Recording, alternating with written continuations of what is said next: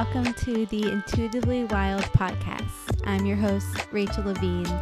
Living intuitively wild is about coming back home to ourselves. Here, we talk about how to live connected to ourselves, others, and nature, and make a commitment to radical authenticity, vulnerability, and acceptance. On this podcast, we delve into a wide range of topics that span the human experience. We peel back the layers and talk about the things that are often not talked about. This is a space for us all to walk and wander this path of life together. Let's dig into our roots and go deep. Hello, everyone, and welcome back to the Intuitively Wild podcast, and welcome to our time to reflect and set intentions for the month of September. And typically, the first episode of every month is our reflection and intention setting episode, and it's a solo episode.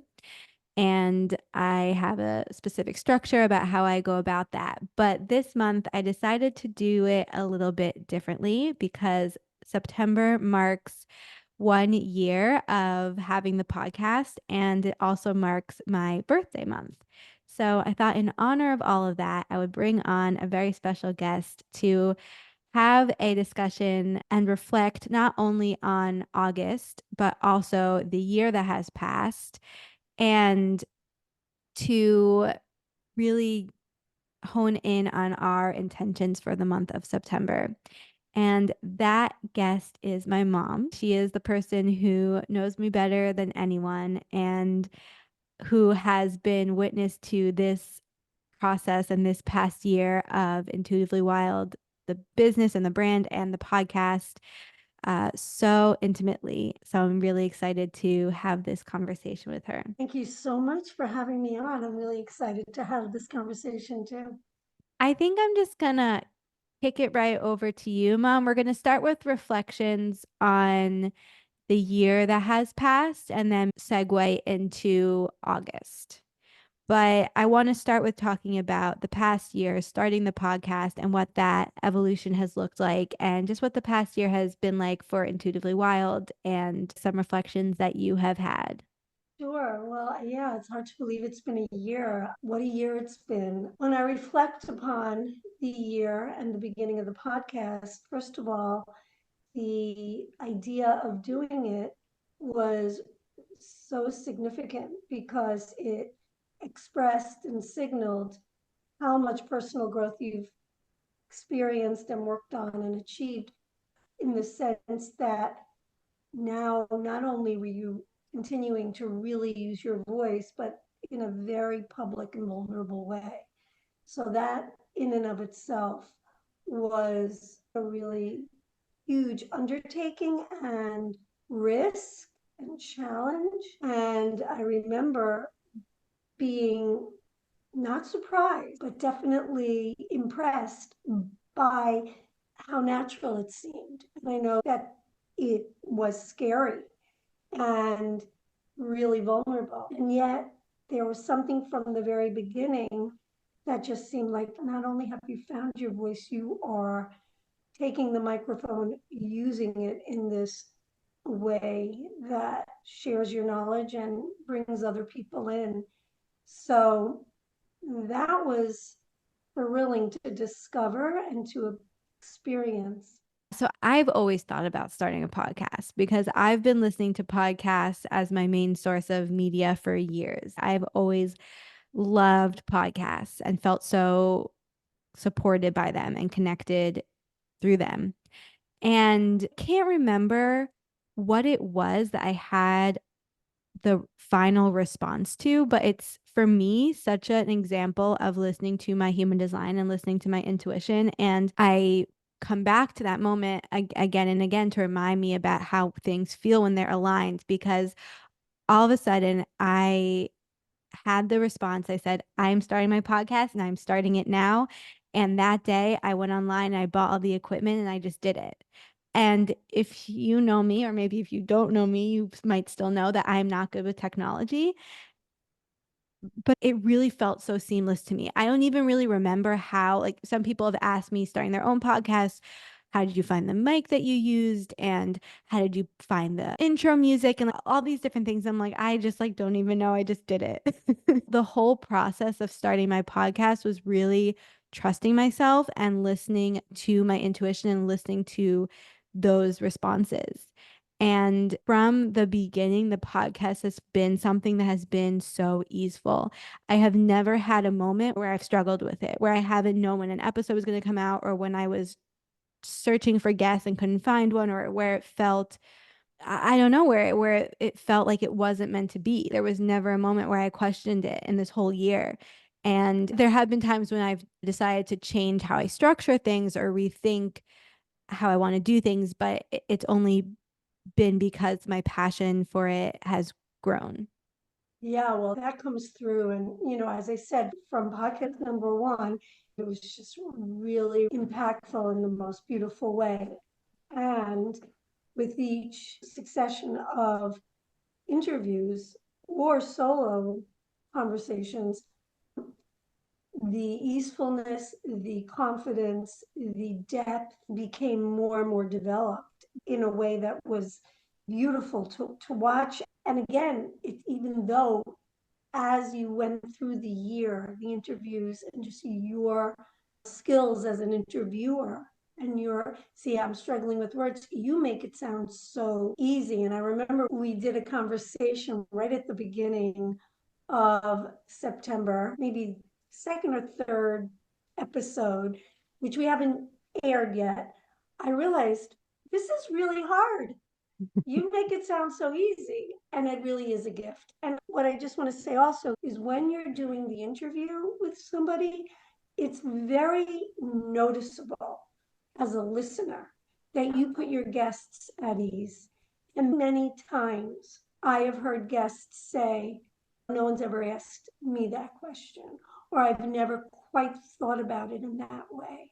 So it isn't just the flow and the eloquence of your verbalizations, but it's the kind of questions that you ask and the way that you provide an atmosphere of safety and compassion and listening to your guests that I think opens them up. And many of them have expressed that to you. Okay, thank you. Thank you. I appreciate all of those reflections and thoughts, but I don't want this episode to just be about me, but I appreciate all that. Thank you. But one thing I do want to say is that the podcast has always been about, when it comes to the conversations with guests, bringing people on to share their voice in a different way. Because there are so many podcasts out there, and that's one reason why I almost didn't start my own. And I think that that can be something that stops a lot of people. And some of it is trial and error, figuring out your path.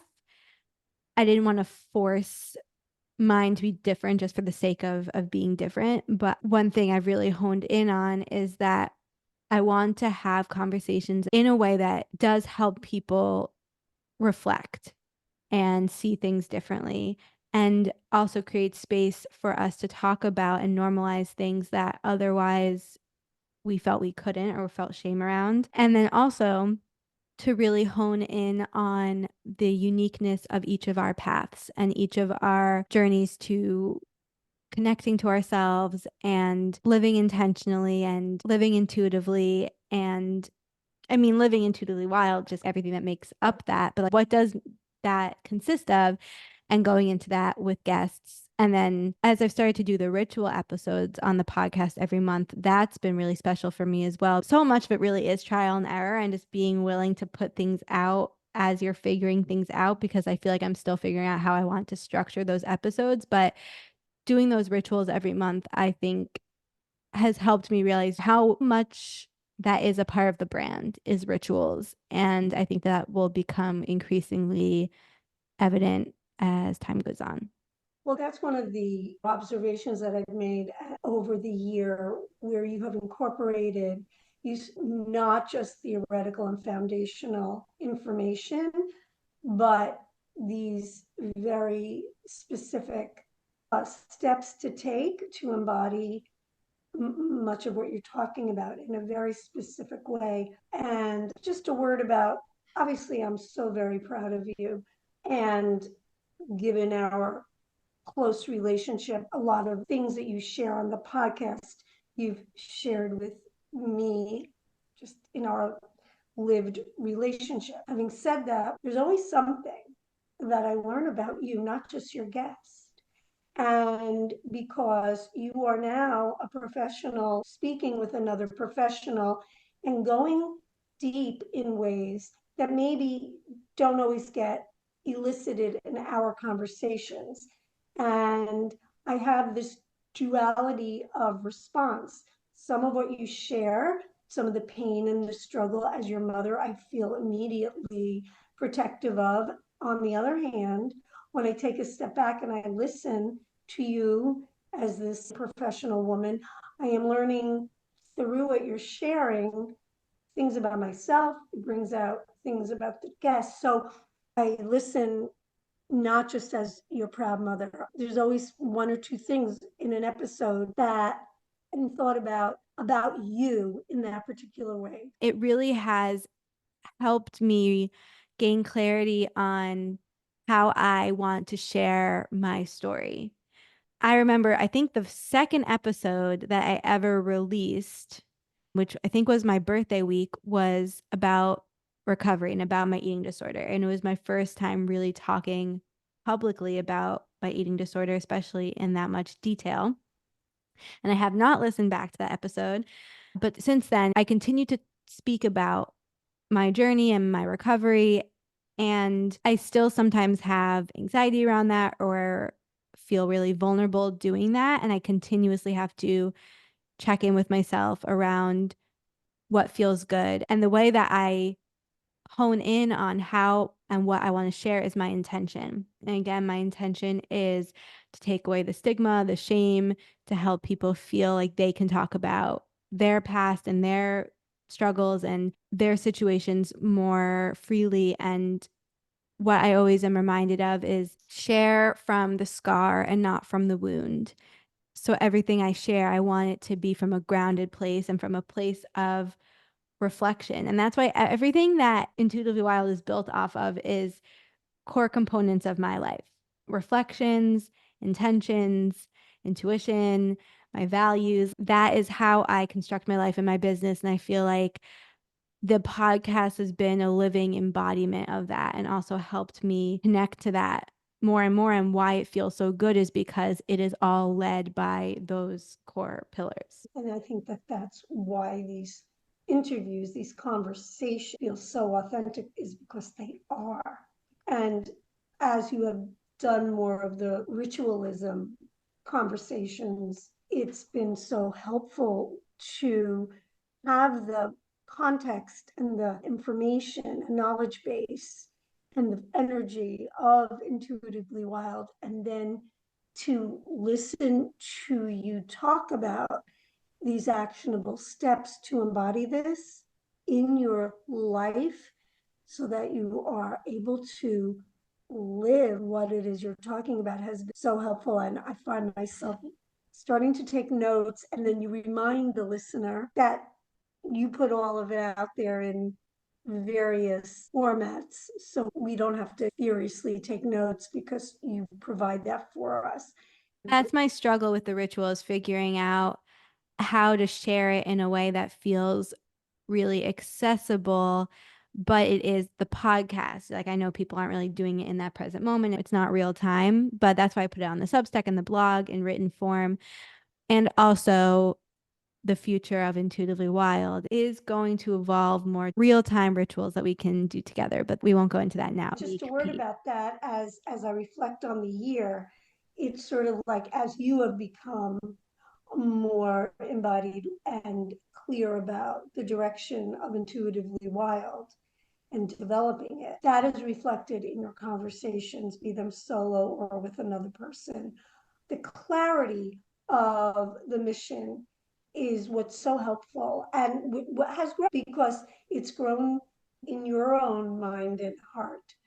Yeah, well, especially because something that has really solidified for me is that yoga therapy, human design, herbalism, those are the foundational tools to the business. But the business is really about living intuitively wild, living intuitively, intentionally through ritual and intuition. It's just how I am no longer doing one off human design sessions or just one off yoga therapy sessions or anything. Those are just the tools, those are just ways to get there. So that's gotten more clear for me. But with all that being said, to sum up, one thing I want to say is that no matter how clear you are or experienced you are or anything, you cannot predict how things are going to unfold. And your lack of clarity around how something's going to end up shouldn't stop you from starting it. And if you're feeling intuitively like you want to do something, or if you're feeling pulled to start something, business or otherwise, but you don't have all the answers or you don't see how that's going to happen, just start it and it will reveal itself to you over time. That is so true and so interesting. If I may, just this morning, something came up in my work as a psychotherapist about predictability and control. And I was reflecting upon my doctoral thesis, which is more than 30 years past, but that one of the things that, and had to do with child development, and I won't go into it, but what I will say is that as human beings, we are naturally drawn to try to control our environment. And the way that we look to do that is by predictors. We want to try to predict the future in an attempt to control it.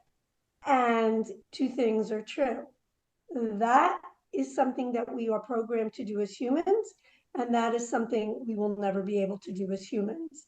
And so that causes a lot of human suffering, this need to predict and control. There are certain things that you can predict in terms of probability. If you know that a person regularly behaves a certain way and has a character trait, you can predict they will behave that way in a future situation. They will reliably show up for you or something like that. And that is important to know as you are forming relationships. When you're forming a relationship with someone who you're investing in, there needs to be some predictability about how they will behave in situations if you are going to be in a trusting relationship with them. But as you say, there must be room to understand the reality of this universe and us as humans, which is that most things are uncertain. And I think that for you, besides what I've noticed in terms of you using this strong, brilliant voice to help others, educate and help others. The other thing that's been challenging and is not just the podcast, which seems more easeful, but a business owner, a business developer who really does like a lot of predictability and control, like most people, choosing to be an entrepreneur in a space that requires letting go of so much of that. At the same time that, if I may, your recovery from your eating disorder has asked you to let go of so much of them. Getting a little emotional because those two things are happening, and these are major, major challenges, and you have met them, and not without struggle and not without pain, but with consistent effort and courage. Yeah, I mean, I talk about this in therapy all the time. My therapist often reflects back on how some of the things I want the most in life and feel are most connected to my purpose and my reason for being alive are the most challenging for me and the most uncomfortable for me. And again, this comes back to intention. If I wasn't so clear on my intentions around my business and the way I want to live my life, and so connected to my intuition and what I know is right for me, it would be impossible. That's why I really think if you're not clear on your intentions and your intuition, I don't know how you go about life, especially if you're starting your own business or doing something that feels risky or uncomfortable. I mean, I guess you wouldn't do it to begin with. Well, I think that's true. I know a lot of people end up pursuing things that are not as risky and not as fulfilling, but don't know how to navigate a space that may hold their life's dream, but is really scary, Yeah. unpredictable. Well, I would have given up on my business like months ago and given up on recovery years ago if I wasn't so connected to my intention and my intuition. If I didn't have this, I mean, unexplainable feeling within me that I can't. Yeah, yeah. I guess I'll just leave it there because my phone. That reminds me of an episode you did, I think in the winter, about the Holocaust survivor. Oh, about your life worth living. Yes. That's an episode that I think about a lot. It just has a lot of parallels to what you're talking about. That, not to be overly dramatic, thank God you were not in a Holocaust, but you were in a space of desperation and could have relinquished hope. And somewhere in you was this idea of a life worth living. And I know I'm going to just ask everyone to indulge me for a second and recommend people listen to that because you read from his book and it's just something that stays with you. I think everybody can relate to it. A Man's Search for Meaning by Viktor Frankl is the book. And that's another intention behind this podcast and behind Intuitively Wild in general is helping people find their life worth living, which is really just about finding your values and your why in life. And that's why I never have any negative feelings towards what I've been through towards my eating disorder because it is what has informed my intentions and my message going forward and is what has allowed me to know what it's like to be in that space of hopelessness and you know and Right. ultimately is what allows me to connect with people who are moving through their own journey. Yes, that is so clear when you are interviewing people.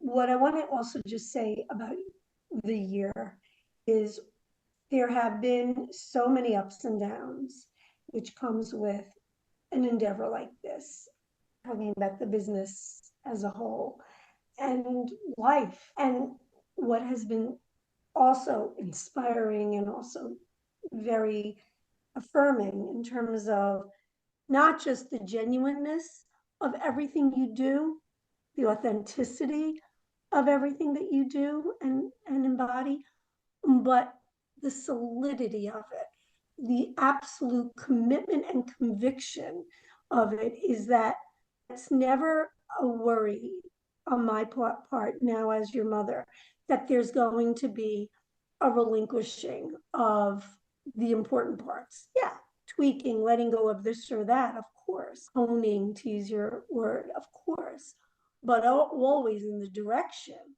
of developing this and adding all the layers and just getting more and more clear. It's sort of like with every obstacle that has come your way, there has been a kind of reinforcement of the commitment. And when you ride wave, ultimately, it's a reinforcement what the intentions are, what they've always been. It's just underscores them. Well, first of all, choose one position. You keep moving forward and back towards the camera, and so Oh, so the sound, it'll just sorry. change the sound. So just stay in one spot. Thank you. Okay, sorry. It's okay.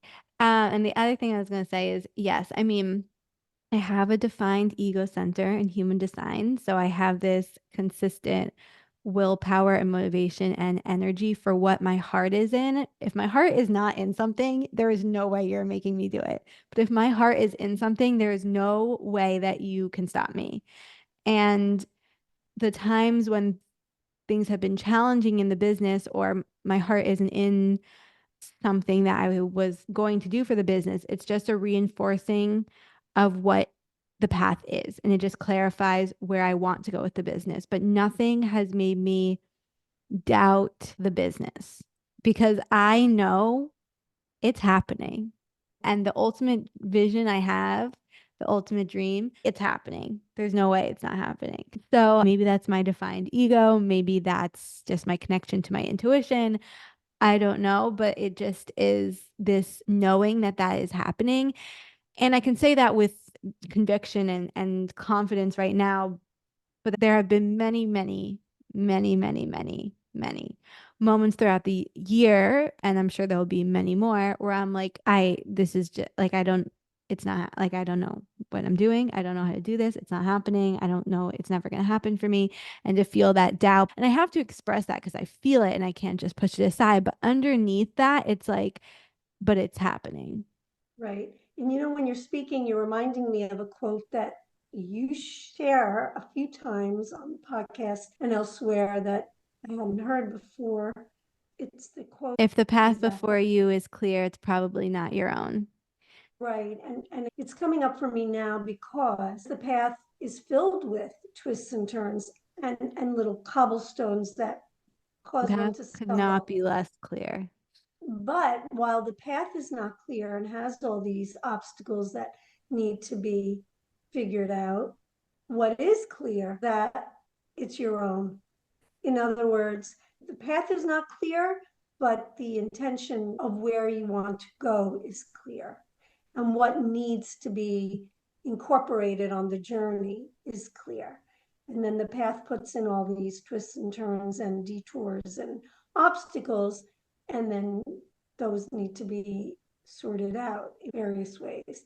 That's been really interesting this year as you've evolved with the business and podcast and reflecting on this year. A definitive thing that I've learned about you and about, I guess, myself too. Again, don't want to get too emotional, but I learn from you so much every day. I think in the beginning, I always knew about your intention and your commitment and your gifts, but it is very challenging what the path that you're taking.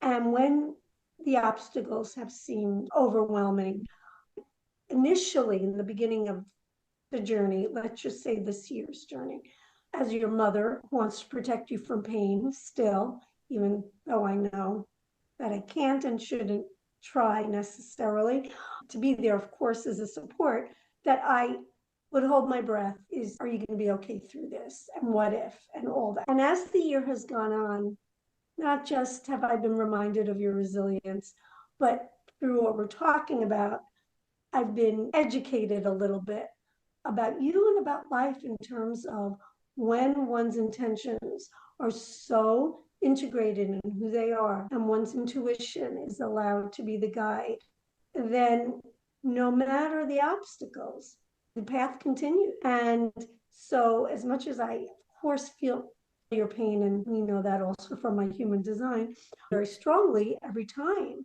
there's a wave of difficulty, I also have this knowingness that it's going to pass and clear a little part of this path and reveal the next aspect of the journey. And sometimes that's a big stretch, and sometimes it's a little step, but it's always in the direction of the intentions and the dreams. Yeah. And my mom's referring to the fact that she has an open emotional center and I have a defined emotional center. So she very much feels my emotions, which is a whole other conversation. But We should do a conversation about that and how I'm trying to work on that. we should. Um, But something I just want to say about that before transitioning is that it takes so much self-trust to do things differently or to do things on your own or to walk a different path because there have been many opportunities I've declined or shifted away from, let go of. There have been many situations that I have done things that other people have either not advised or were confused about or frustrated around. And ultimately, every single time I followed through on them because I knew it was in alignment for me and I knew that it was what was right for the business. And maybe that has meant that I've lost opportunities to make more money or get more clients or grow faster or X, Y, and Z. But it has again continued to deepen my trust with myself, deepen my connection to my intuition, and keep me connected to my intentions and values. And one thing I want to say for everyone listening is to just reflect on the times in your life when you have trusted yourself wholeheartedly and when that was, how you were able to do that, or how it felt, or why you weren't able to do that. And also, even though we have no control in life and we have no idea how things are going to happen and there's very little clarity, what in your life do you have clarity around? And what in your life can you be convicted about and confident about? Even if it's just the fact that you love walking your dog every morning. Like it doesn't matter what it is, just what do you feel connected to and what can you trust yourself around and what do you have clarity on in your life? And leaning on those moments and your surety around that to inform future confidence. So, with that being said, in terms of August, we're still in summer, and summer goes until September 22nd, which is when we have the autumnal equinox, which I'm very excited about. But we've been talking a lot about our summer harvest. And I think that August is the last month that is really the heat of the summer, the juiciness of the summer before we start feeling the seasonal shifts. I would just love both of us to shortly reflect on August and what it has brought up for us, any tools we use to support ourselves, any lessons we learned, what our summer harvest looked like in August. Would you like me to start? You start, please. Okay. What I realized this August, many things, but I'm going to cite and try to stay focused on this one thing that's very important for me, which is this. I felt that there were plans this in the beginning of this summer. I felt a certain amount of pressure to carry out to feel like I was fully embracing summer. And as the summer went on, and for multiple reasons, those plans weren't materializing. I was feeling a certain amount of shame and regret and feeling like I didn't do summer correctly. And what I realized, I love summer. I love most things about it. The brutal heat and humidity is not something that I enjoy or that my body really responds well to anymore. That aside, I love the abundance and the sunshine, but it always, not always, of late, seems to have put a certain pressure on me that there has to be a specific plan that's carried out, travel plan or a project plan. I realized this August, which went very quickly. And so as summer was maturing and the plans didn't materialize, that if I let go of that pressure, I really can enjoy the beauty of summer more fully and more naturally. And by naturally, I mean what nature gifts us with the, the abundance of its beauty and bounty. That has been August a lot for me. I have let go of it, regret or shame or feeling like I let myself down in certain ways. And I've really been able to connect more with just summer gifts that have nourished my body and soul. I just decided that when I take pressure off myself to have to do something that I'm not even sure really is coming from my own heart's desire, but there's still a pressure to feel like this is summer, you do that, and people ask you questions about what are you doing, where are you going, when I can let go of that and just truly embrace the season more naturally, that yeah, walks with my dog really are what bring me joy. Walks by myself bring me joy. sitting outside and just enjoying the gifts of the season, the natural world bring me joy. And that's enough. And that's so much to be grateful for. So that's been a lot of what's come up for me for August. Yeah, I love that. And that hits home for me as well, which I can go into. But I think that that's something that we all experience on a daily basis, these expectations and projections onto a situation and what it should be, especially with social media and people sharing their summers and their pictures. And again, different topic that we could go deep on, but it can be very easy for us to get swept up in what things should be like or what we thought they would be like, and to stay really attached to that.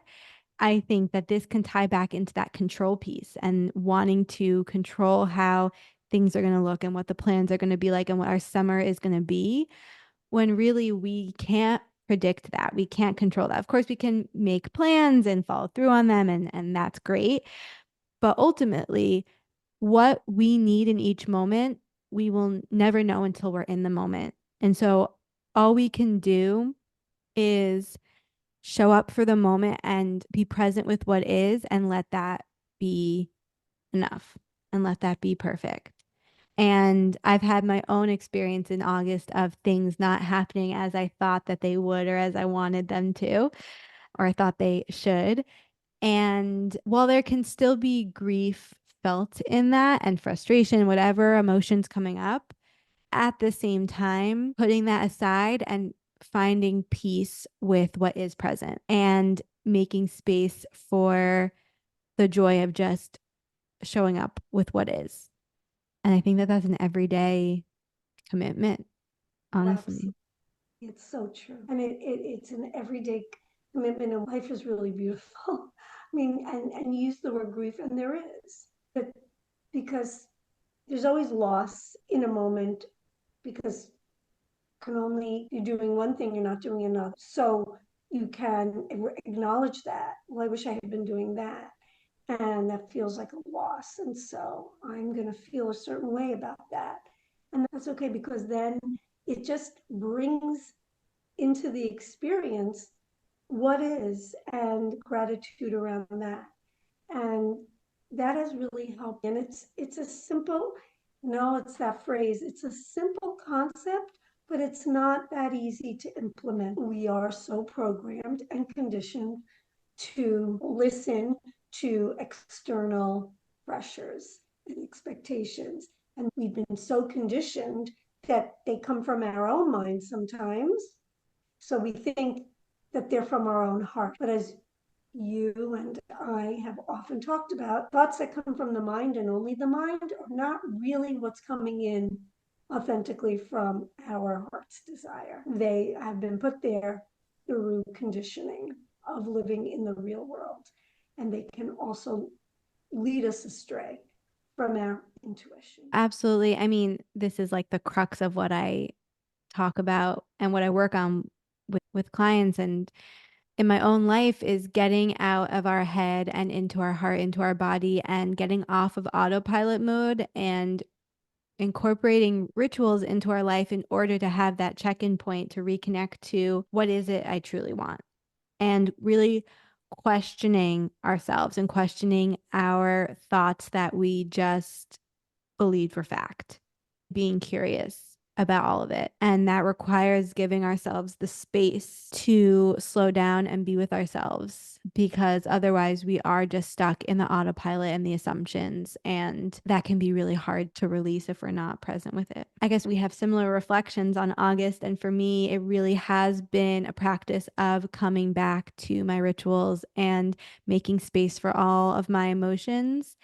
and reminding myself that I can feel grief or all those so the more difficult emotions to feel while also connecting to peace and connecting to joy. So I guess when it comes to everyone listening and your reflections, focusing on what was revealed for you this summer and in August, what you had expectations around or what your shoulds were or your regrets, and reframing those or reflecting on those. And then also what felt really easeful and full and abundant in your life. And prioritizing both emotions and both experiences. It's so important. And in terms of transitioning to sort of a new season, there's something that I usually experience with transitions, which is some anxiety. And I'm not just talking about summer to fall, I'm talking about Sunday to Monday. I think a lot of it has to do with endings and then feeling like some block of time needed to have been a certain way. And if it wasn't, I don't want to let go of it because of what I was saying before. So I want to just share right now something that has been so helpful that you helped me with, because I mentioned Sunday to Monday. A lot of people I know, myself included, find Sunday evenings very anxiety provoking. And I have my whole life. And even when I was in graduate school, my roommate who was studying on the same program with me, my good friend, we had it so bad on Sunday night, we diagnosed ourselves were having Sunday night, quote unquote.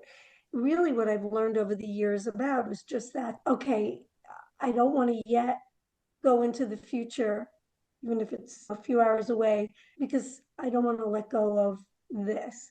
And because I'm not sure I'll be able to meet the challenges of the next day, expectations. And one of the things you've helped me a lot with, and I recognize that you and I both in our work have a certain flexibility to create our schedules, and not everybody has that, but there's a mindset that can help everybody, which is Mondays represent the beginning of a work week in our culture and carry with it expectations and responsibilities and obligations that can be overwhelming when you start to ruminate over them, as I do. And allowing for some grace on a Monday has really helped my Sunday night syndrome, because it's still a transition, but it makes the transition less abrupt. When there's, I know, a whole astrological kind of energy behind it, need to learn more about anyway to even begin to articulate it. But what I do know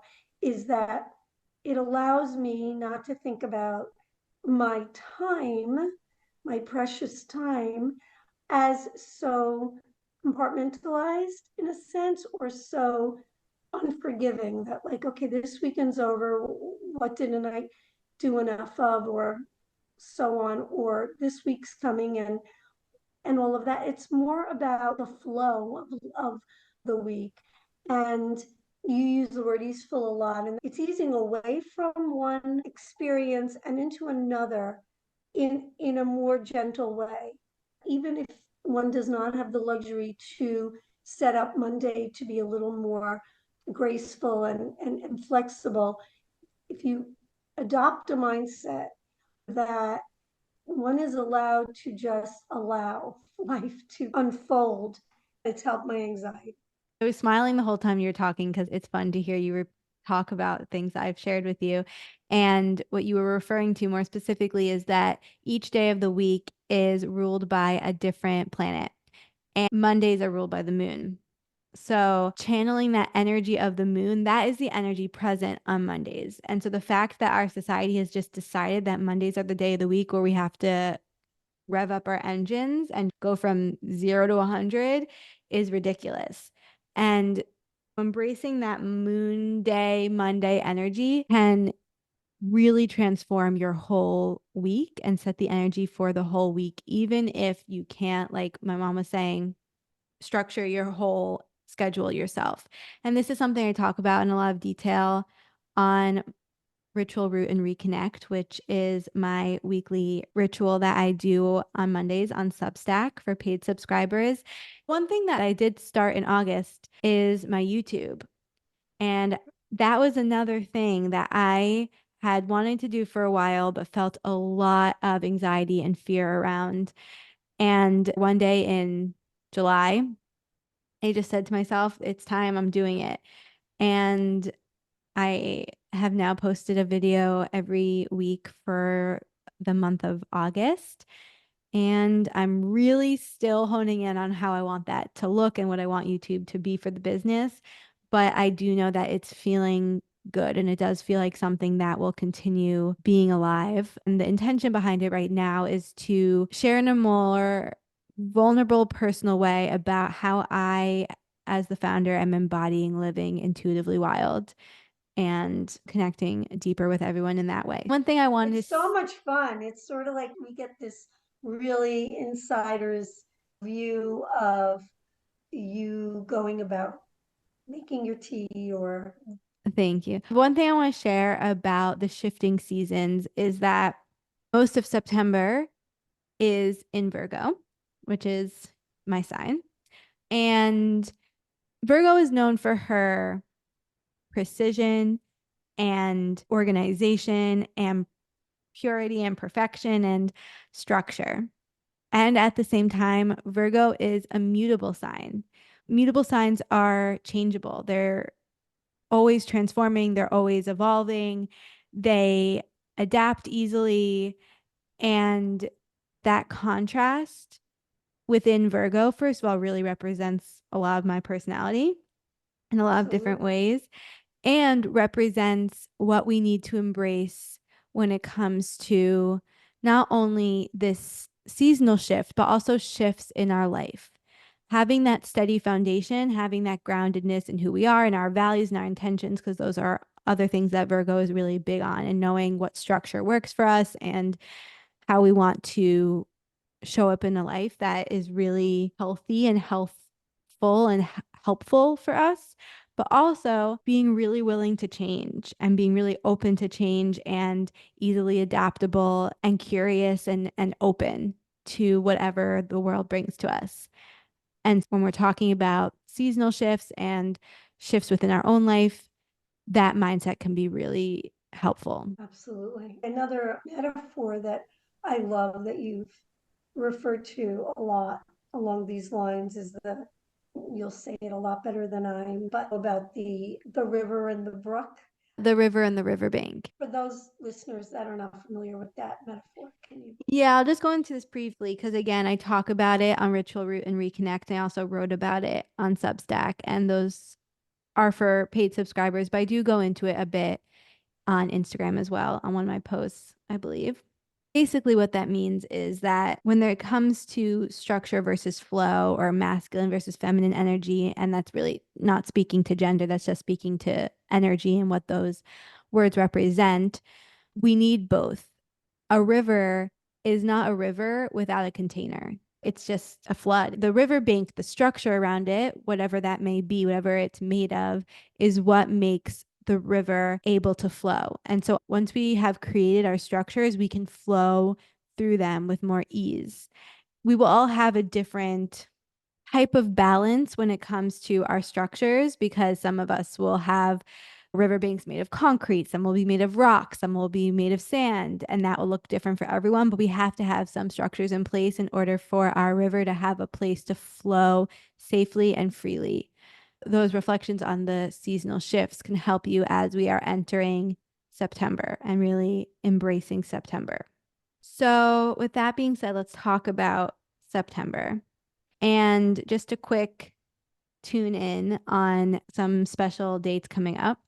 We have new moon on September 3rd, which is the day before this is released. So we are in the energy of the new moon as you're listening to this. And then we have our first quarter moon, September 11th. Our full moon is on September 18th, and it's known as the harvest moon. And the harvest moon is just the name given to the full moon that occurs nearest autumnal equinox.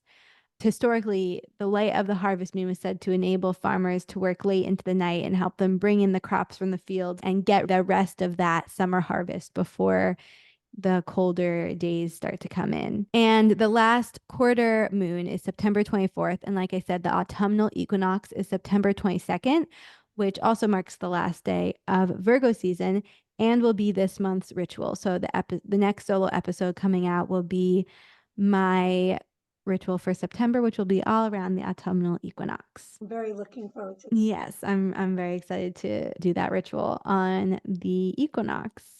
Okay, let's talk a little bit about our intentions for September. Historically, September has been an interesting month for me because there have always been big shifts in September, whether it was going back to school or moving. I think almost every time I move right before September.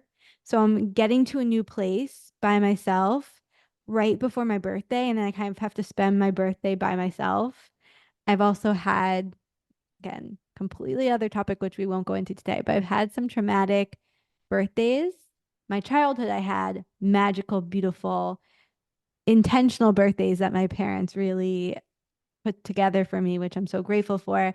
But as I got older, birthdays started to take on a different energy, and some unfortunate things have happened on my birthday. But I've reclaimed this for myself. And now, one, have a different approach to birthdays. Yes, I always still feel a bit reflective, and sometimes I still get hit with that. I don't know what to call it, just a bit of that melancholy.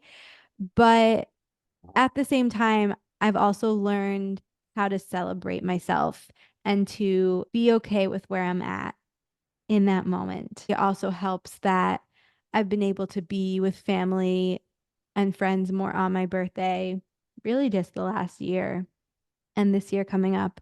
So that helps as well. But September's always been a tricky one for me, but I've reclaimed it. And that has really come alongside of reclaiming my capacity to feel joy and allow myself to be enough in the present moment. And it's interesting, last September on your birthday, you and I had a really special time together for a few days away.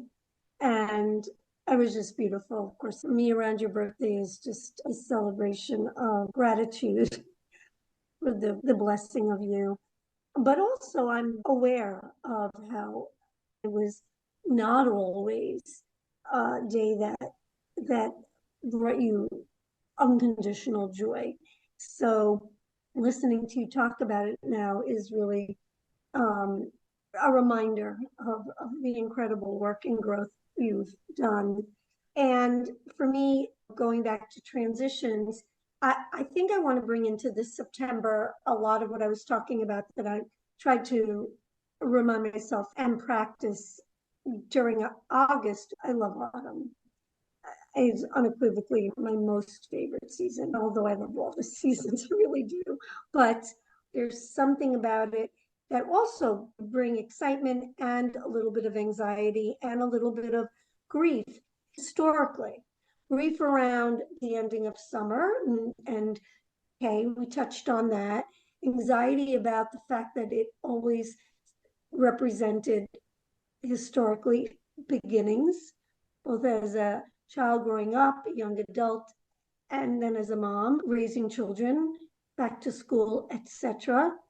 Beginnings of a new season, and then the expectations of it needing to be a certain way. And I think what I really intentionally going to put forth this season of September is what I practiced in August, which is to allow the season to unfold with all its beauty.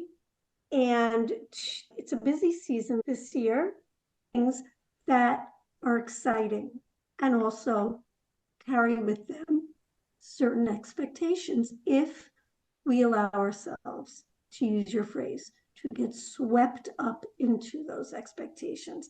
And I think for me, a very strong intention is to stay present with the gifts of the season and all that is happening, and to allow that to be enough. And there will be things that happen that bring with it certain difficult feelings. I trust that there will be lots of joy. I also know that life is unpredictable. And so I want to be open, and I want to have gratitude, and I want to be okay with it being what it is going to be. Yeah. And that's another thing that made September hard for me in the past was that shift from summer to fall because I never could enjoy fall because I was so terrified of winter. But I have learned to embrace the seasons, which I think will be a whole other podcast episode because that's become one of the core foundations of my life and of Intuitively Wild is living seasonally and really reveling in every shift and occurrence that happens in each specific season. And that's part of being present with what is and making space for what is versus forcing what we think should be. I always like to do a month title. And what's coming up for me is that September is for space or spaciousness. Actually, before we get to that, when it comes to our intentions, so you want to create a sentence that can be a mantra you repeat to yourself in the present moment. And that really Okay. enforces the energy of your intention. So you're embodying it in the present moment. So if you had to create a sentence for yourself to declare your intention in the present moment and a sentence that you can then use to come back to time and time again, what would it be? I think that for September, I'm looking forward to really staying very present with the things that I've always loved about it without allowing anticipatory anxiety Mommy, to. I love you so much, but for sake of time, just one sentence. You start, maybe Okay, it'll. I'll start. For me, my intention is slow down to make space for the present moment. Yeah, I guess that's what I'll go with right now. So it's interesting because we're very much on the same wavelength. Mine is going to be about being in the present moment, but I feel like I slow down. That is something I've incorporated into my life very regularly. So what challenges me is the slowing down of my thoughts. So my intention for September is to commit myself to a ritual of meditation that strengthens my mindfulness so that I can stay very present in the moment. Mine is just staying in the moment, allowing for the So moment, I staying in. allow for the Okay, I allow myself to simply be in the present moment. I allow myself to be in the present moment. I will be in the present I moment. am in the so you would say I I am am in in, the I'm present. living in the present moment. I live in the present moment. I am in the present moment. For me, I think I've hindered myself or held myself back from set from fully celebrating my birthday in a lot of ways. And Mhm. so September, it is my birthday.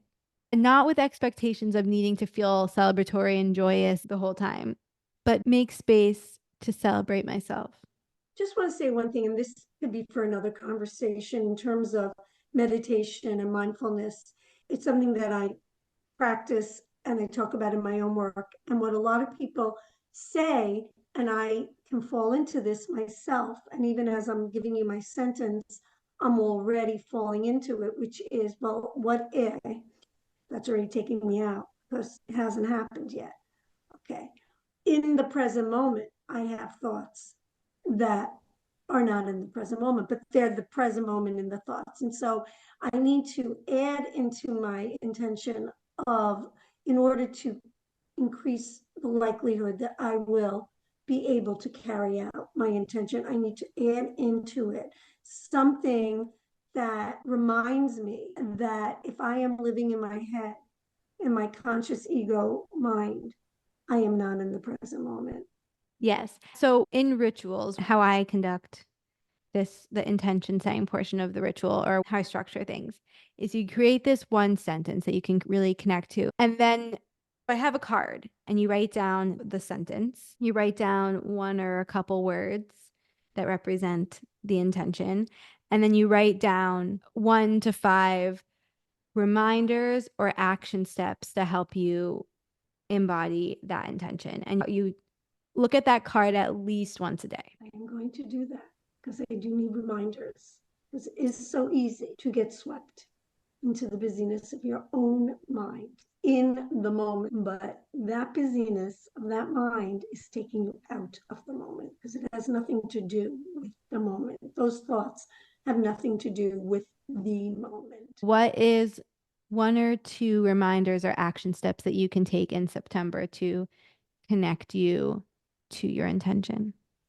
To commit myself more regularly to a meditation practice. Because whenever I do it in a regular way, I do it every day, but some days it just feels not as intentional as other days. But when I define whatever the amount of time is that I define to it, it could be 5 minutes. But when I disconnect from the external world and I go into my body, that helps me stay in the present moment.